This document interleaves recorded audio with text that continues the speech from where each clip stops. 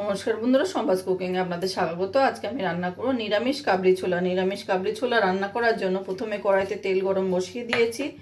এবার দিয়ে দেবো আমি একটা ছোট্ট টুকরো হিং। হিং দিলে পরে নিরামিষ তরকারি টেস্টটা বেড়ে যায়। হিং দিয়ে তারপরে দিয়ে দেবো আমি জিরে, তেজপাতা, এলাচ আর দারচিনি ফোড়ন। এবার দিয়ে দেবো আমি গ্রেট করে নেওয়া 1 চামচ মতো আদা। দিয়ে দেবো পরিমাণ মতো নুন, হলুদ, লঙ্কার গুঁড়ো আর জিরের গুঁড়ো। দিয়ে মশলাটাকে একটু ভাজা ভাজা করে নেব। মশলা ভাজা ভাজা হয়ে গেছে। এখানে আমি কাবলি ছোলা, আলু আর টমেটো একসঙ্গে সিদ্ধ করে নিয়েছি, সেইটা দিয়ে দেব।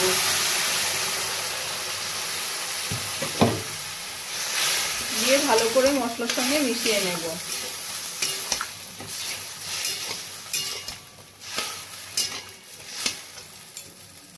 এবার গ্যাসের ফ্লেমটাকে মিডিয়ামে রেখে 4-5 মিনিট মতো রান্নাটা করে নেব।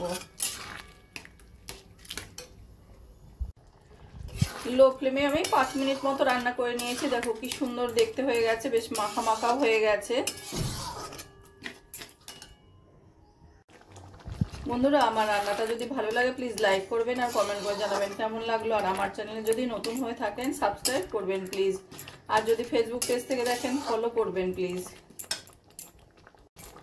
এবার দিয়ে দেবো আমি 2-3টে কুচিয়ে নেওয়া কাঁচা লঙ্কা। দিয়ে দেবো অল্প করে গরম মশলার গুঁড়ো। আর দিয়ে দেবো অল্প করে একটু ঘি। সব কিছু ভালো করে মিশিয়ে নিয়ে আর 2 মিনিট মতো রান্না করে গ্যাসটা আমি বন্ধ করে দেব। খুব সুস্বাদু কিন্তু খুব কম সময়ে একটা রুটি পরোটা খাওয়ার তরকারি রেসিপি রেডি হয়ে গেল।